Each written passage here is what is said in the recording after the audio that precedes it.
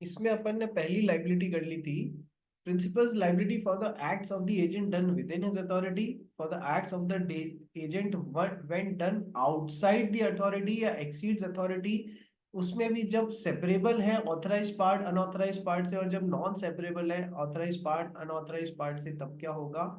ठीक है, एक एक्सेप्शन भी किया हुआ था कि सर लाइव जहां पर प्रिंसिपल ने खुद ने थर्ड पार्टी को बिलीव दे दिया है कि नहीं नहीं ये जो भी कर रहा है वो मेरी वो सही है, भले ही उसने एजेंट को उतनी अथॉरिटी नहीं दी हो तो भी वो रिस्पॉन्सिबल रहेगा।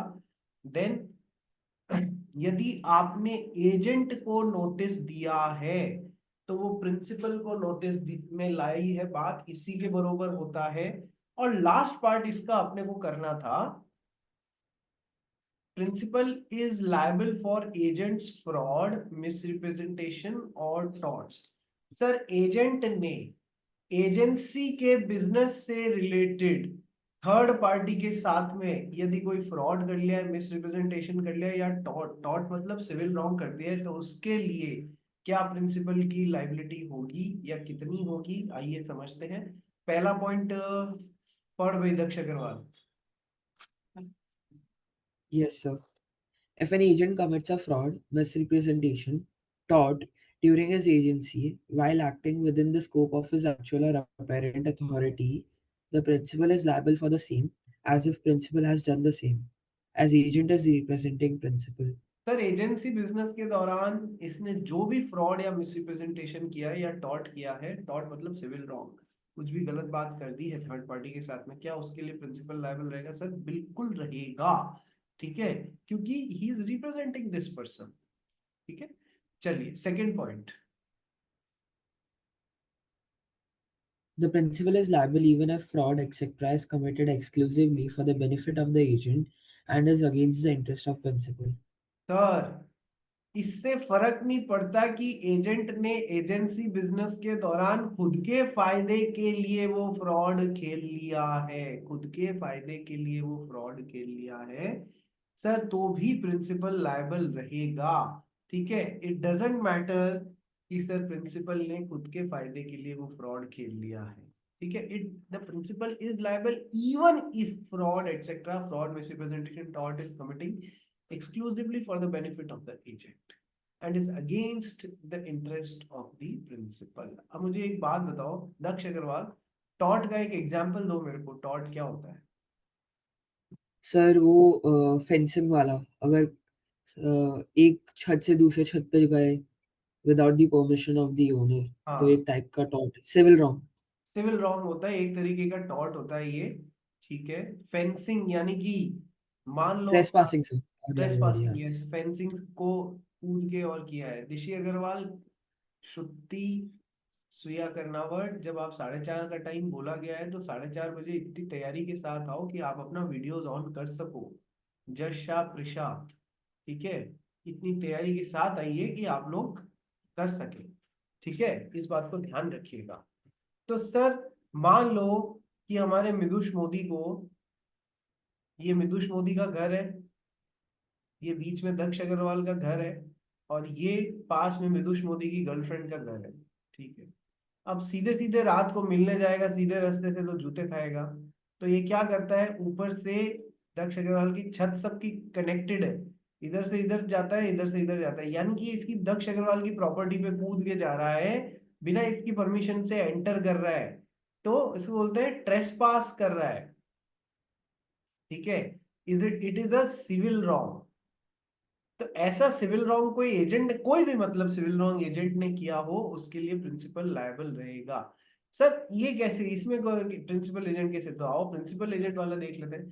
प्रिंसिपल ने एजेंट को अपॉइंट किया, तू मेरे बिहाफ पे एक थर्ड पार्टी के साथ में एक बिल्डिंग वगैरह जो भी है वो बनाने की बात कर, जिसमें माल तू सप्लाई कर देना, पैसे मैं दूंगा, और थर्ड पार्टी जो बिल्डर है वो केवल और केवल अपने बिल्डिंग बनाने की लेबर लेगा। ठीक है, इसने क्या किया, माल लाके, और ये जो जहां बिल्डिंग बननी थी उसके पास में जो सड़क चलती थी उससे आधी आधी सड़क पे माल फेंक दिया, सीमेंट के बोरे रख दिए, जो मिट्टी होती है वो रख दी, सर कंक्रीट रख दी, सर आयरन बार्स रख दिए, इतनी की ये सिविल रॉन्ग है। जब आप बिल्डिंग बनाते हुए कोई यदि रास्ता कवर अप कर लेते हो, इतना कवर अप कर लेते हो जिससे लोगों को आने जाने में परेशानी हो जाती है, इट इज टॉट और it is a civil wrong. ठीक है, तो सर टॉर्टियस एक्ट जो है एजेंट के द्वारा किया गया, इसके लिए प्रिंसिपल को भी लायबल बनाया जा सकता है बाय एनी पार्टी। ठीक है, तो सर बिल्कुल जो एजेंट ने टॉर्टियस एक्ट या फिर सिविल रॉन्ग किए हैं या फिर फ्रॉड किया है या मिसरिप्रेजेंटेशन किया है, इससे कोई मैटर नहीं करता वो उसने खुद के पर्सनल बेनिफिट को देखते हुए किया है एजेंसी बिजनेस के दौरान या फिर प्रिंसिपल के लिए किए, सर दोनों के लिए प्रिंसिपल को लायबल बनाया जा सकता है। थर्ड पॉइंट पढ़ गई।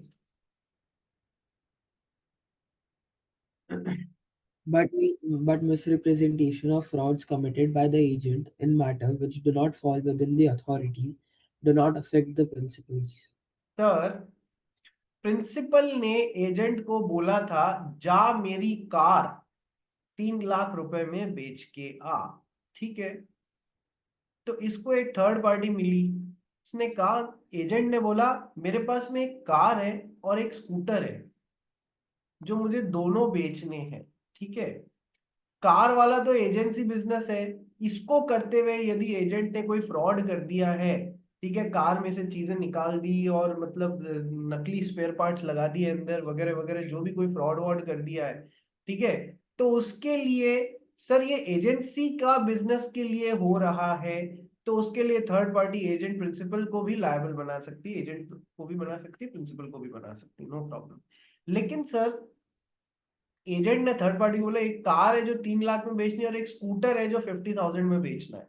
ठीक है, इसने फ्रॉड जो है वो स्कूटर को लेके किया, प्रिंसिपल ने केवल कार बेचने का काम दिया था, स्कूटर बेचने का काम ये अपने पर्सनल लेवल पे कर रहा है, एजेंसी लेवल पे नहीं कर रहा है ये। तो क्या इस काम के लिए प्रिंसिपल को लायबल बनाया जा सकता है? नो सर, बिल्कुल नहीं बनाया जा सकता। बात समझ लो सर, मैं कहना क्या चाह रहा हूं, एजेंट के सारे कामों के लिए प्रिंसिपल लायबल हो सकता है जो एजेंसी बिजनेस के दौरान हो रहे हैं, जो एजेंसी बिजनेस के नहीं और इसने पर्सनल लेवल पे काम किए हैं उनके लिए क्या प्रिंसिपल को लायबल बनाया जा सकता है? नहीं बनाया जा सकता। बात समझ में आ गई? यस, सिंपल है। हाँ सर, मैं अपने पर्सनल अपने लिए कुछ काम कर रहा हूँ, भले ही मैं उसका एजेंट हूँ प्रिंसिपल का, मेरे हर काम के लिए प्रिंसिपल थोड़ी ना लायबल होने लग जाएगा, जो एजेंसी के दौरान मैंने काम किए उन सब के लिए प्रिंसिपल लायबल होने लग जाएगा। ठीक है, एग्जाम्पल पढ़ना भाई। A being B's agent for the sale of goods induced. क्या हो गया दक्ष अग्रवाल? Sorry, sir, call आया था. A being B's agent for the sale of goods induced C to buy misrepresentation which he was not authorized by B to make. The contract is voidable as between B and C at the option of C.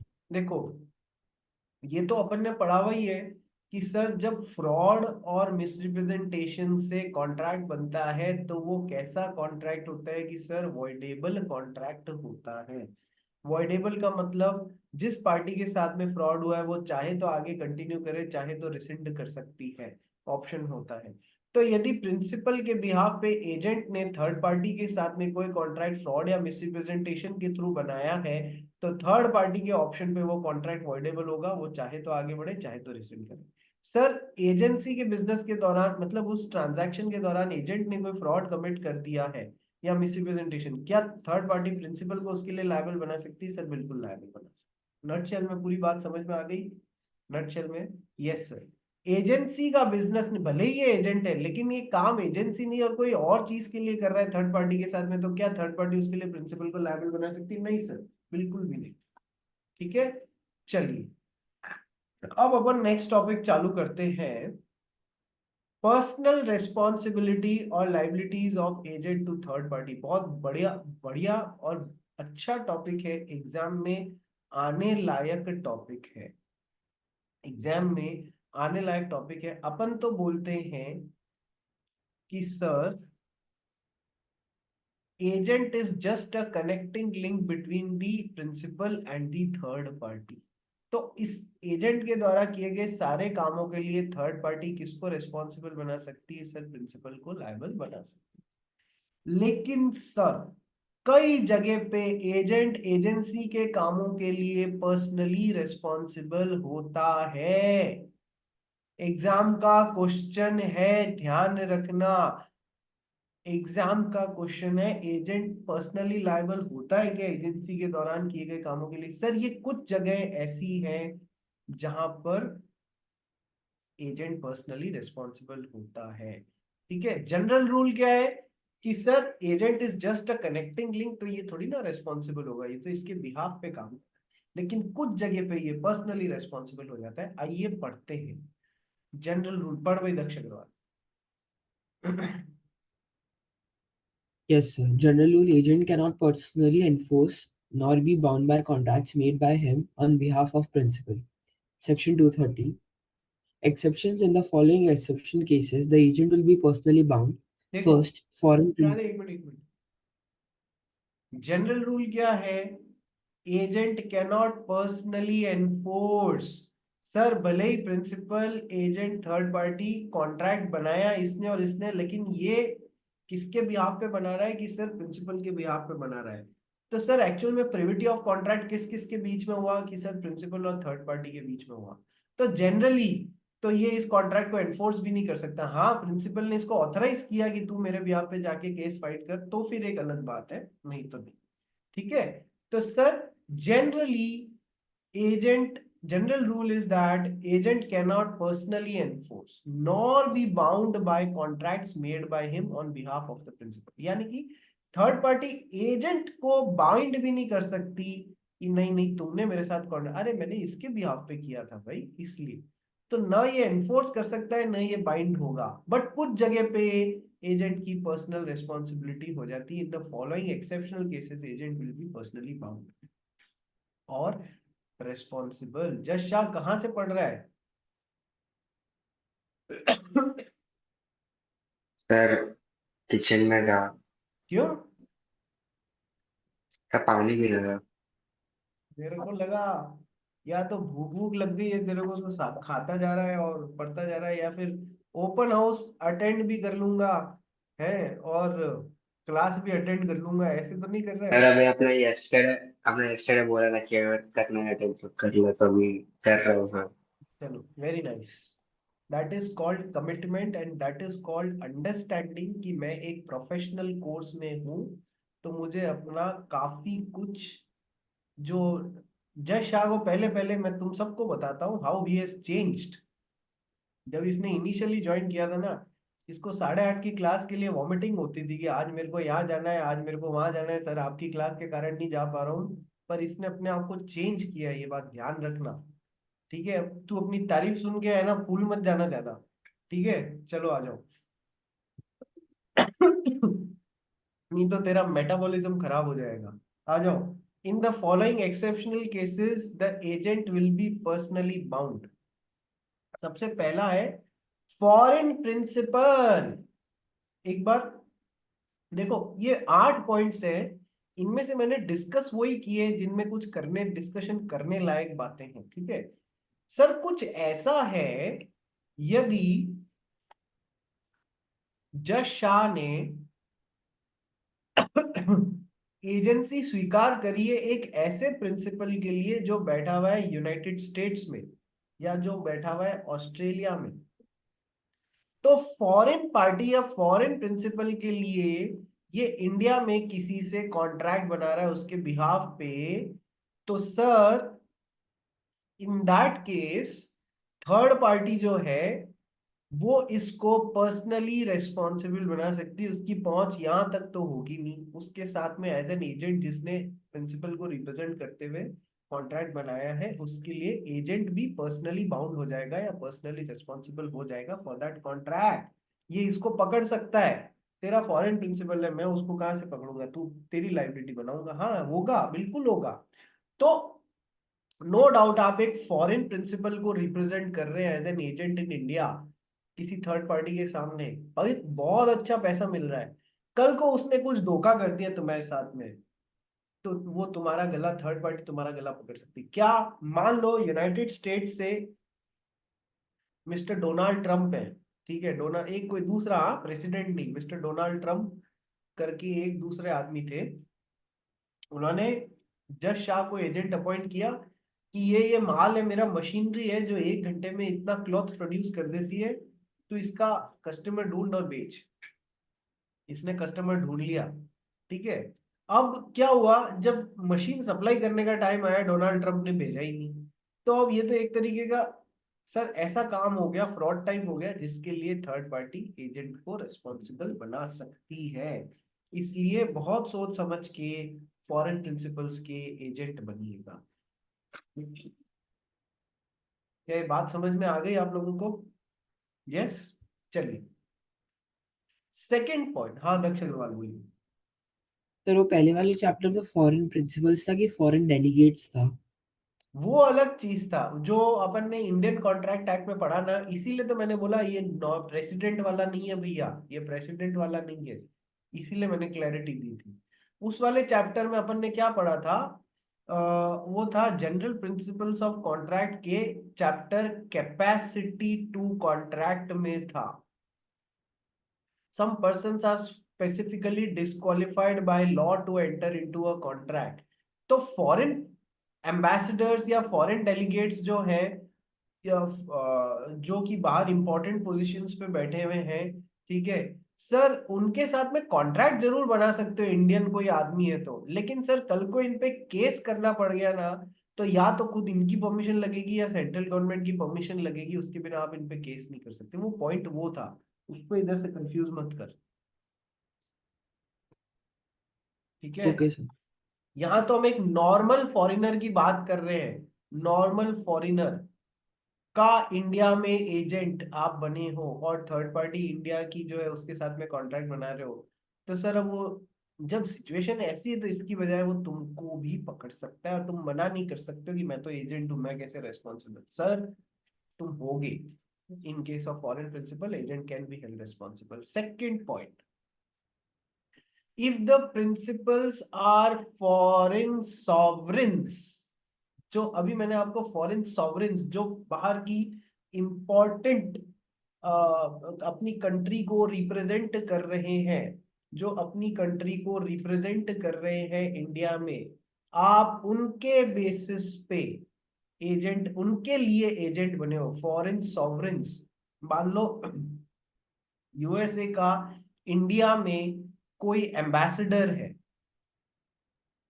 ठीक है, India में कोई ambassador है जो US को India में represent कर रहा है, आपने उसके बिहाफ पे एजेंट बने हो और थर्ड पार्टी के सामने कुछ भी रिप्रेजेंटेशन दे रहे हो या कुछ कर रहे हो उसके लिए, तो सर इस केस में भी आपका गला पकड़ा जा सकता है, ठीक है। सेम केस है, बस बात इतनी सी है, फॉरेन प्रिंसिपल, फॉरेन सॉवरेन्स जो इंडिया में है या उनको रिप्रेजेंट कर रहे हो आप, ठीक है, तो उनके एजेंट भी बहुत ध्यान से बनना, क्योंकि आपका गला पकड़ा जा सकता है।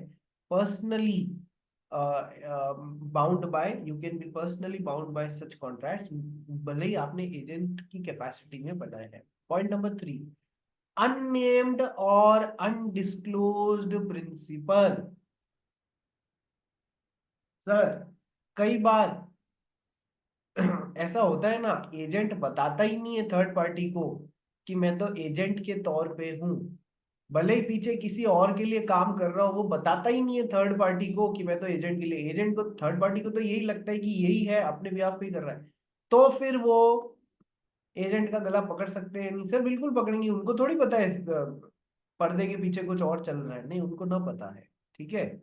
चलिए, तो इसको अननेम्ड या अनडिस्क्लोज्ड प्रिंसिपल, सर डिस्क्लोज ही नहीं किया है, अननेम्ड बता तो दिया है लेकिन नाम नहीं बताया कि पीछे प्रिंसिपल कौन है, तो फिर कैसे? इसका थोड़ी डिटेल पढ़ते हैं, अननेम्ड या अनडिस्क्लोज प्रिंसिपल पढ़ो भाई। Basic understanding is that principal is liable for the acts of agent which are within the scope of his authority. Agent is not required to disclose the name of the principal. If he discloses that he is merely an agent, then it will be sufficient to bind the principal. But when the agent does not disclose the name of the principal, then there arises a presumption that he himself undertakes to be personally liable. देखो बहुत ही मतलब कहते हैं ना जलता हुआ paragraph है ये, बहुत ध्यान से समझना पड़ेगा आपको। बेस कल अपन ने कल परसों पहले भी तो पढ़ा था कि सर एजेंट ने बस थर्ड पार्टी को इतना बता दिया है कि देखो मैं पीछे प्रिंसिपल के बिहाफ पे काम कर रहा हूं, ये भी सफिशिएंट होएगा प्रिंसिपल को लायबल बनाने के लिए। इसका इतना सा बता देना कि मैं थर्ड पार्टी को, कि मैं जस्ट एजेंट जैसे हूँ, पीछे कोई और है, तो थर्ड पार्टी क्या प्रिंसिपल को लायबल बना सकती? बिल्कुल बना सकती। तो क्या कल ही पढ़ा था अपन ने, basic understanding is that principal is liable for the acts of the agent which are done within the scope of his authority.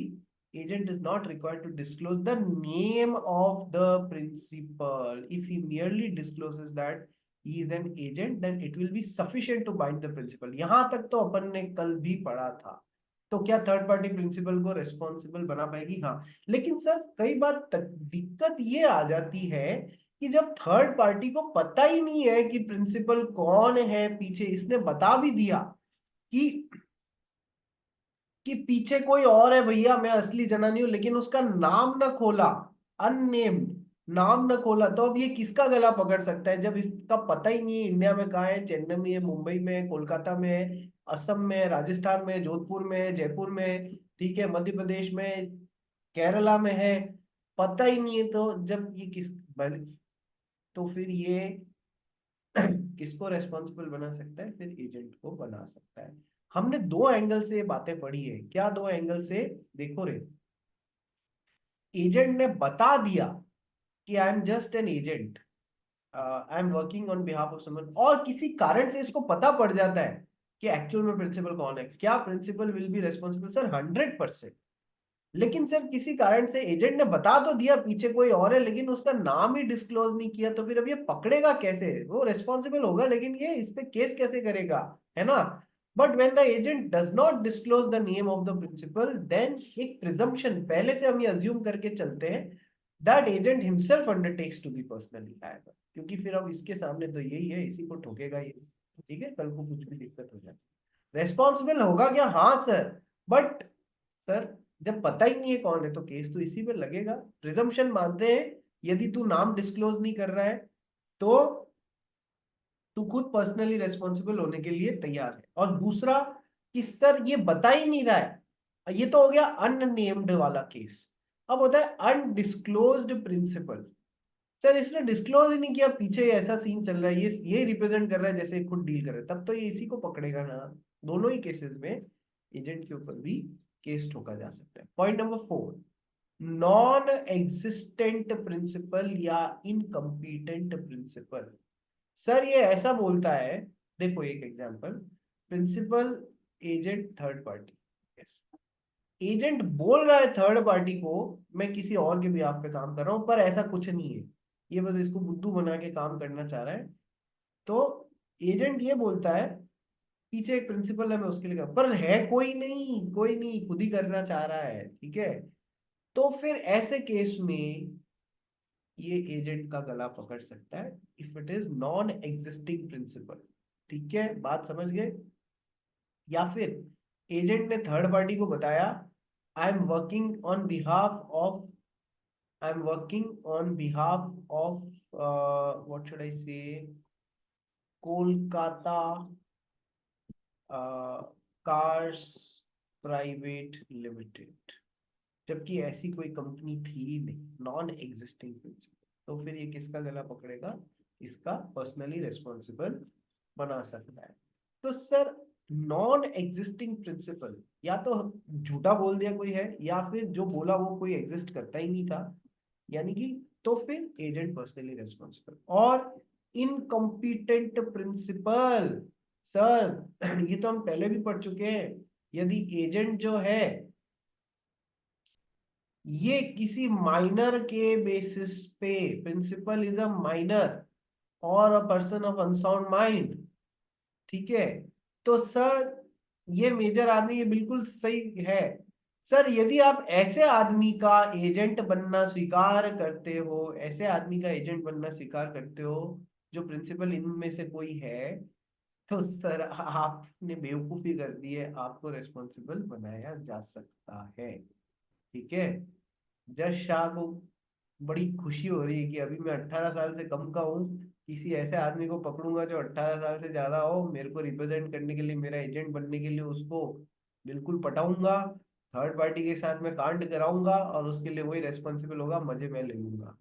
करना मत जज शाह।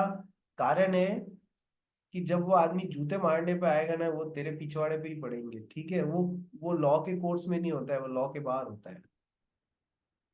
चलो नेक्स्ट। ठीक है जी, आगे बढ़ते हैं। तो इनकम्पिटेंट प्रिंसिपल वाला पॉइंट एक बार पढ़ लेते हैं, लक्ष्य Agarwal. Yes, sir. If a person who acts as an agent for a minor, the agent becomes personally liable. But this theory will not follow where the other party already knows the principal is a minor. ये देखो, ये नया point निकला ना sir.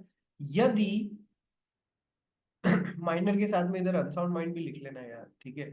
यदि third party को पता है कि एजेंट ऐसे आदमी को रिप्रेजेंट कर रहा है जो एक माइनर या अनसाउंड माइंड का आदमी है, तो फिर ये थ्योरी अप्लाई नहीं करेगी जो मैंने अभी बताई, ठीक है। तो फिर अब थर्ड पार्टी को भी पता है कि ये इनडायरेक्टली एक माइनर के साथ में कॉन्ट्रैक्ट बनाने की या एग्रीमेंट बनाने की कोशिश कर रहा है, तो फिर जब थर्ड पार्टी को पता है तो वही रूल लग जाएगा ना, agreements made with minors are void ab initio mori Bibee versus Dharmodas Ghosh case. Yes sir.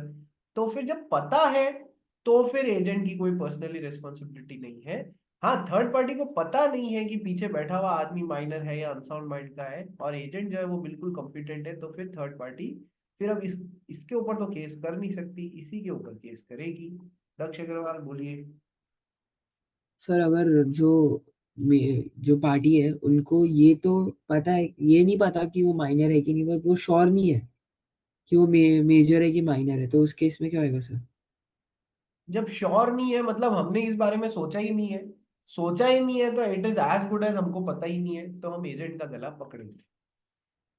Okay sir. ठीक है, चलिए।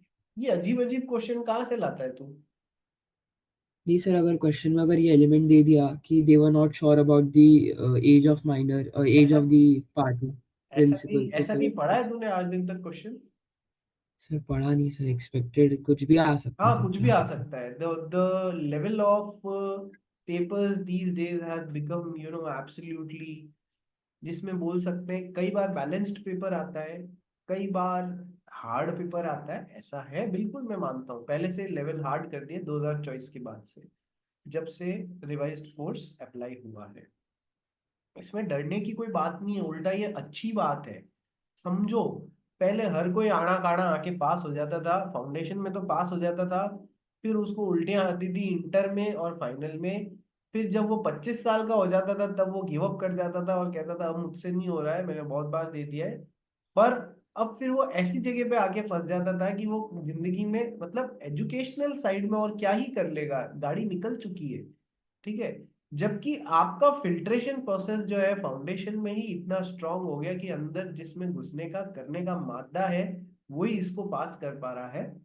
तो इट्स बेटर आप 25 ईयर्स में जाके और फिर सोचे कि अब मुझसे नहीं हो रहा, इससे अच्छा आप 18 या 19 साल में ही सोच लें कि मुझे मेरे करियर को लेके कौन सी दिशा लेनी है। तो इसको अदरवाइज मत लेना, आप क्लियर करते हो तो you are one of the brilliant minds, ठीक है।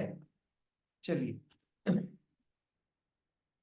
माँ बाप से गुस्सा मत हो जाना। काश मुझे 2024 मुझे 2 साल पहले मैं एग्जिस्टेंस में आ जाता तो मेरे को फाउंडेशन इजीली क्लियर हो जाता, क्योंकि पिछला वाला कोर्स था। ऐसे मत करना। चलिए नेक्स्ट। इनकम्पिटेंट प्रिंसिपल, तो सर कहाँ कहाँ पर एजेंट जो है वो पर्सनली लायबल हो गया? सर फॉरेन प्रिंसिपल के लिए एजेंट बने हो, सर फॉरेन सॉवरेन्स के लिए एजेंट बने हो, सर अननेम्ड या अनडिस्क्लोज प्रिंसिपल, इसकी थ्योरी मैंने बता दी आपको, नॉन एग्जिस्टिंग प्रिंसिपल या incompetent principal. Point number 5, pretended agent या अनऑथराइज्ड एजेंट। पढ़ना है इसको। Pretended agent or unauthorized agent, if the agent pretends but is not an actual agent, and the principal does not rectify the act but disowns it, the pretended agent will be himself liable.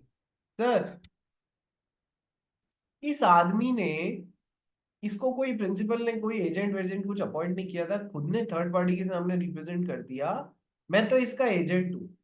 अच्छा, उस समय ये यहाँ पर खड़ा नहीं था, जब ये बात हो रही थी कहीं पर भी ये पास वास खड़ा नहीं था, चुप नहीं रह गया सर, तो क्या रूल ऑफ ईस्टॉपल या होल्डिंग आउट लागू होगा? नहीं सर, ईस्टॉपल या होल्डिंग आउट में एक दूसरे के आसपास खड़े होकर चुप रह जाना या सहमति डायरेक्टली इनडायरेक्टली देना होता है, भले अपॉइंट नहीं किया तो रूल ऑफ ईस्टॉपल या होल्डिंग आउट लागू होता है ना।